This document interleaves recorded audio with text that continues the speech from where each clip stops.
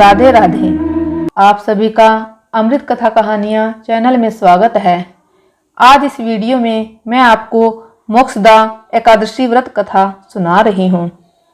धर्मराज युधिष्ठिर कहने लगे कि हे भगवान, मैंने मार्गशीर्ष कृष्ण एकादशी अर्थात उत्पन्न एकादशी का सविस्तार वर्णन सुना।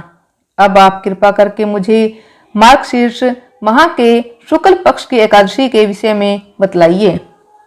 इस एकादशी का क्या नाम है, इसके व्रत का क्या विधान है, क्या इसकी विधि है और यह व्रत करने से किस फल की प्राप्ति होती है, कृपया यह सब विधान पूर्वक कहिए।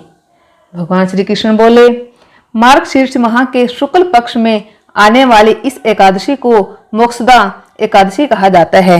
यह व्रत मोक्ष देने वाला है तथा चिंतामणि के समान सब कामनाएं पूर्ण करने वाला है, जिससे आप अपने पूर्वजों के दुखों को खत्म कर सकते हैं। इसका महात्म्य मैं तुमसे कहता हूँ, ध्यान पूर्वक सुनो। मोक्षदा एकादशी व्रत कथा। गोकुल नाम के नगर में वैखानस नामक राजा राज्य करता था। उसके राज्य में चारों वेदों के ज्ञाता ब्राह्मण रहते थे। वह राजा अपनी प्रजा का पुत्रवत पालन करता था। एक बार रात्रि में राजा ने एक स्वप्न देखा कि उसके पिता नरक में हैं। उसे बड़ा आश्चर्य हुआ। प्रातः वह विद्वान ब्राह्मणों के पास गया और अपना स्वप्न सुनाया। कहा, मैंने अपने पिता को नरक में कष्ट उठाते देखा है। उन्होंने मुझसे कहा है कि हे पुत्र, मैं नरक में पड़ा हूँ, यहाँ से तुम मुझे मुक्त कराओ। जब से मैंने ये वचन सुने हैं तब से मैं बहुत बेचैन हूँ। चित्त में बड़ी अशांति हो रही है।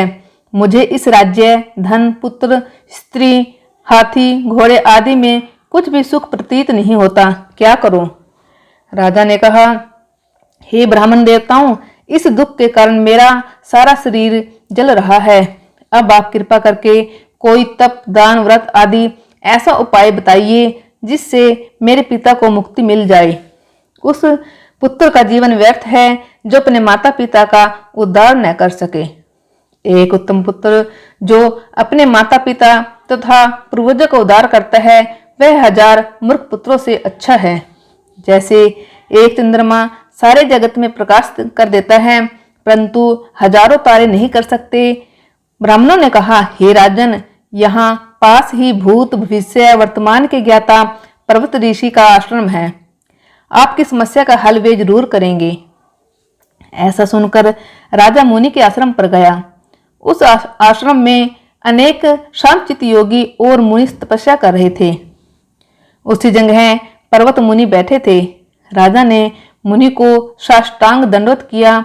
मुनि ने राजा से कुशल पूछी।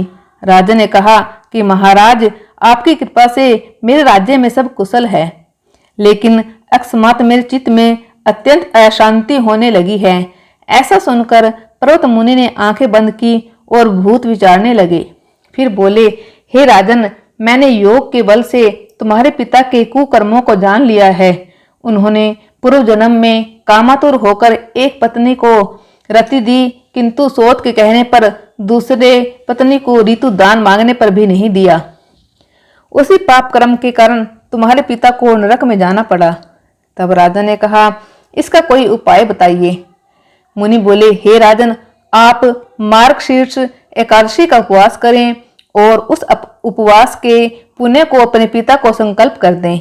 इसके प्रभाव से आपके पिता की अवश्य नरक से मुक्ति होगी। मुनि के ये वचन सुनकर राजा महल में आया और मुनि के कहने अनुसार कुटुंब सहित मोक्षदा एकादशी का व्रत किया। इसके उपवास का पुण्य उसने पिता को अर्पण कर दिया। इसके प्रभाव से उसके पिता को मुक्ति मिल गई और स्वर्ग में जाते हुए वे पुत्र से कहने लगे, हे पुत्र, तेरा कल्याण हो। यह कहकर स्वर्ग चले गए। मार्गशीर्ष मास की शुक्ल पक्ष की मोक्षदा एकादशी का जो व्रत करते हैं, उनके समस्त पाप नष्ट हो जाते हैं। इस व्रत से बढ़कर मोक्ष देने वाला और कोई व्रत नहीं है। इस दिन गीता जयंती मनाई जाती है। साथ ही यह धनुर्मास की एकादशी कहलाती है। अतः इस एकादशी का महत्व कई गुना और भी बढ़ जाता है।